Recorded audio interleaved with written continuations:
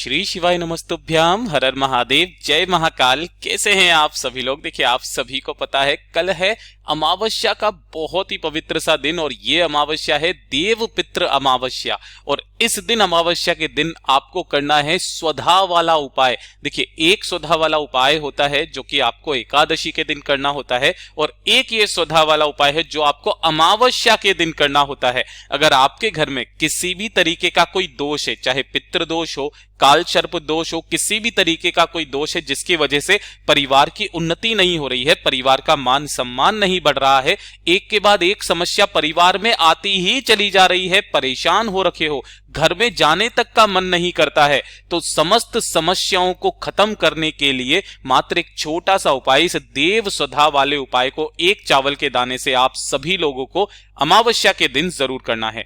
पूज्य गुरुजी की कथा से सुन करके और समझ करके पूरे उपाय को बड़े ही विस्तार से बताऊंगा, परंतु उससे पहले आप सबसे एक छोटी सी प्रार्थना कि जो लोग पहली बार आए हैं चैनल को सब्सक्राइब जरूर कीजिएगा और वीडियो को लाइक करके देवादिदेव महादेव जी का कोई सा भी प्यारा नाम कमेंट बॉक्स में लिखना मत भूलिएगा। इस पूरे वीडियो के अंदर हम लोग 3 महा उपायों के बारे में बात करेंगे जो कि आपकी सारी समस्याओं को खत्म करेगा, आपकी बड़ी से बड़ी कामना की पूर्ति करेगा।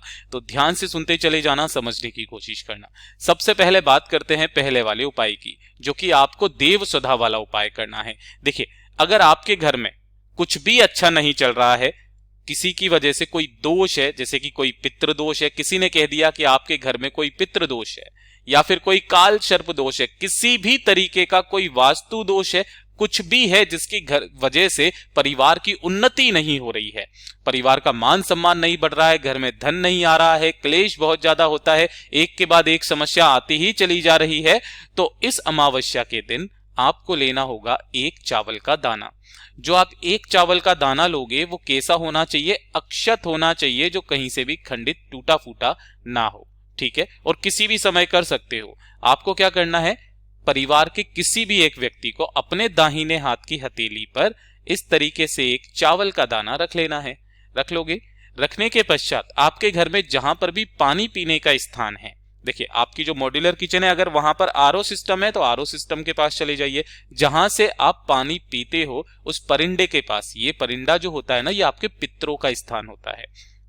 जिससे भी आप पानी पीते हो ना, आपको क्या करना है, अपने हाथ को, जिसके ऊपर आपने एक चावल का दाना रखा हुआ है ना, आपको इस परिंदे से टच करना है अपने हाथ को, है ना। और अपने हाथ को टच करने के पश्चात इस हाथ को लेकर के आपको अपने पूरे घर में फिर जाना है ओम नमः शिवाय मंत्र का स्मरण करते हुए। ठीक है, पूरे घर में आपने फिर लिया। पूरे घर में फिरने के पश्चात आपको 1 लोटा शुद्ध जल और इस एक चावल के दाने को, साथ ही साथ एक दीपक जो आप लोगे वो लोगे गौ माता के घी का, यहां होना चाहिए गौ माता का घी, और इसके अंदर लगाओगे गोल बाती। ठीक है, तो जो चावल का दाना आपने पूरे घर में घुमाया है, उस चावल के दाने को 1 लोटा जल और इस वाले दीपक को लेकर के पहुंच जाना बाबा के मंदिर शिवलिंग के पास में। अब उपाय करने का एक खास नियम और तरीका ध्यान से सुनिएगा। आपको यहां पर उत्तर दिशा, नॉर्थ डायरेक्शन की तरफ मुंह करके खड़े हो जाना है ना। सबसे पहले आपको 1 लोटा शुद्ध जल देवादिदेव महादेव जी की शिवलिंग पर समर्पित करना है। ओम नमः शिवाय, श्री शिवाय नमस्तुभ्यम पंचाक्षरी मंत्र या षडाक्षरी मंत्र का स्मरण करते हुए ये कर दोगे। ये कर देने के पश्चात जो आपने एक चावल का दाना लिया है ना, उस एक चावल के दाने को वहां पर आपको शिवलिंग पर समर्पित करना है। और शिवलिंग पर समर्पित करते वक्त आपको छोड़ना नहीं है, उसे पकड़े रहना है। और पकड़ करके ही आपको 5 बार स्वधा शब्द का स्मरण करना है। 5 बार आपको बोलना है स्वधा स्वधा स्वधा स्वधा और स्वधा। ऐसे 5 बार आपको बोलना है। अपने हृदय की बात, अपनी कामना बाबा से कह करके, अपना नाम और गोत्र बोल करके वापस चले आ जाइएगा। लेकिन ध्यान दीजिएगा, जो आप एक दीपक लेकर के आए हो ना, वो बाबा की शिवलिंग जो रहती है, यानी कि जो चौखट है, उस चौखट पर एक दीपक है ना, आपको यहां पर प्रज्वलित करके जरूर आना है। 5 बार स्वधा का जो क्रम पूज्य गुरुजी ने बताया कि स्वधा जो है मैया पार्वती जी की नानी का नाम है, जो कि पितृलोक में निवास करती है। और आपकी कहीं ना कहीं घर की जो भी समस्याएं है ना, वो पितरों से संबंधित होती है। अगर आपके पितृ नाराज होते हैं, घर में कभी कोई अच्छा कार्य हो नहीं सकता है, हमेशा क्लेश रहेगी, किसी की उन्नति नहीं होगी। और ये जो आप उपाय करते हो ना, ये सीधा आपके पितरों के खाते में जाता है, पितृ तृप्त होते हैं और आपको दोनों खुले हाथों से आशीर्वाद लुटाते हैं। पूज्य गुरु जी का ये वाला जो उपाय है ना, आप सभी लोगों को केवल और केवल अमावस्या के दिन इस उपाय को किया जाता है।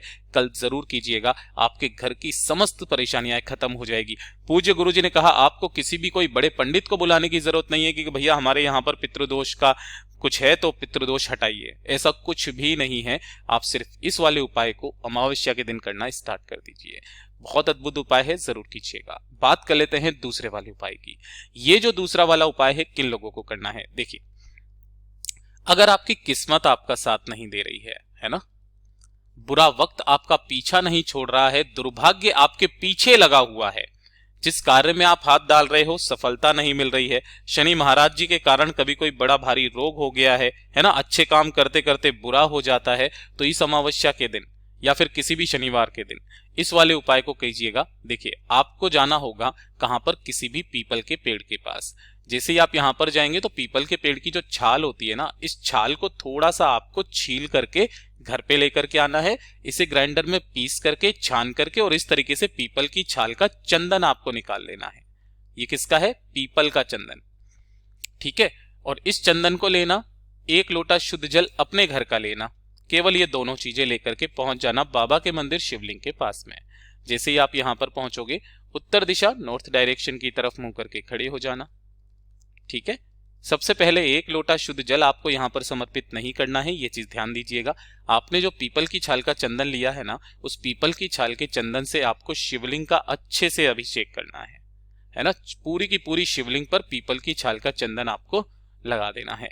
ओम नमः शिवाय, श्री शिवाय नमस्तुभ्यम का स्मरण करते हुए उसके पश्चात अपने दोनों हाथों में उस लोटे कलश को लेना।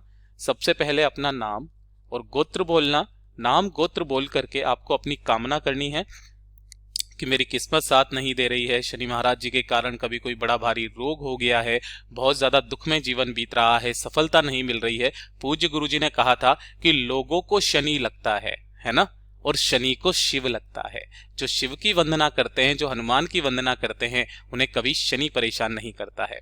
और इस 1 लोटा शुद्ध जल को आपको देवादिदेव महादेव जी की शिवलिंग पर समर्पित कर देना। किन महादेव जी के नाम से करोगे? पिपलेश्वर महादेव के नाम से। पिपलेश्वर महादेव जी के नाम से समर्पित कर देना।